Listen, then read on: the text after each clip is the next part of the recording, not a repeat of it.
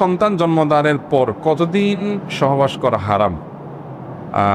একজন নারী সন্তান ভূমিষ্ঠ করার পর যতদিন পর্যন্ত তিনি রক্ত দেখবেন, ব্লিডিং হবে, ততদিন পর্যন্ত তিনি একজন ঋতুবতী নারীর মতো সকল বিধানের অন্তর্ভুক্ত হবেন। সালাত আদায় করবেন না, তিনি রোজা রাখবেন না, তিনি স্বামী সহবাস করবেন না, এই কাজগুলো তিনি করবেন না, কোরআন তেলাওয়াত করবেন না, এই কাজগুলো তিনি করবেন না, তওয়াফ করবেন না, আর বাকি সব ঘরোয়া কাজ অন্যান্য সব কিছু তিনি করতে পারেন।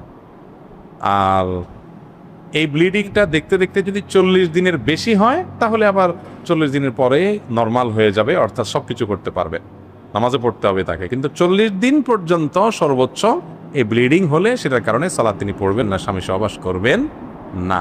আর 40 দিনের কমে যদি রক্ত বন্ধ হয়ে যায়, তাহলে 20 দিনে বন্ধ হলে 20 দিন থেকেই সালাত শুরু করবেন এবং স্বামী সহবাস করা জায়েজ হবে। বর্তমানে প্রায় ফ্যামিলিতে দেখা যায় মেয়েদেরকে সাইকেল চালানো শেখায়। এটা কি ইসলামে সমর্থন করে?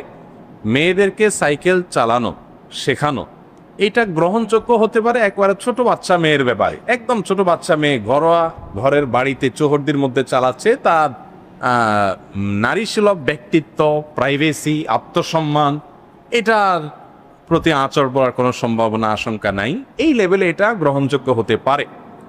কিন্তু আজকাল দেখা যায় 7 বছর 8 বছর পার হয়ে গেছে, 10 বছর 12 বছরের মেয়েও সাইকেল চালাচ্ছে, বাপ মা সেটাকে অ্যালাউ করছে। এটা জায়েজ নয়, কারণ বালেগ হওয়ার কাছাকাছিও যদি হয়ে যায়, চোখে নজরে পড়ার মতো যদি হয়ে যায়, তখন থেকেই মেয়েদেরকে শরীয়তের পর্দার বিধিবিধানগুলো শেখাতে হয়।